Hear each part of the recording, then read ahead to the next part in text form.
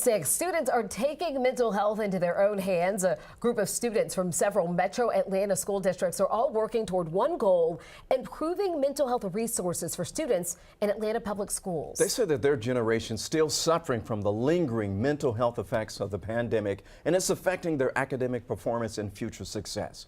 Christy Diaz has their solution. No generation has had to endure isolation, virtual classrooms, and relearning social cues like the one going through school now. So a group of student advocates is working with APS leaders to create a student-led mental health community board to infuse their voices into the policies intended to help them. The students are the future. As a rising senior at Carver Academy, Brooke Hancock is determined to leave a legacy. Okay, right now, of course, adults are in charge. But eventually, the next generation has to take over, and the next, and the next. She says it starts with her voice. Basically, the students, they feel like they're not heard. She and other student advocates are part of a group called Our Turn, committed to creating change within the school system. In the past, they've tackled issues like audits on student punishment and accurate and historic education. This year, their focus is mental health within APS. It's not simple issues.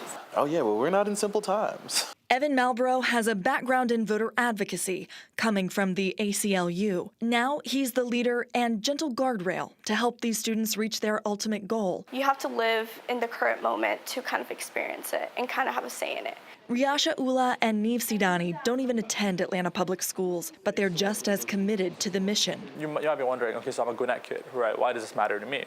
The thing is, if this is to be put in place, it's going to spread to other counties. Atlanta public schools is just a starting spot. Before the school year ended, the students went before the school board at the May meeting. And this summer, they've met with district leaders to approve a pilot board for the fall semester. They'll start recruiting students as soon as they head back to school. In Atlanta, Christy Diaz, 11 Alive News. You know, we got a statement from Dr. Chelsea Montgomery. She's the executive director of the student services for APS, and she says in a statement that we have met with the leadership of Our Turn and look forward to continuing to work with the organization to foster student-led awareness and support for mental health and emotional well-being.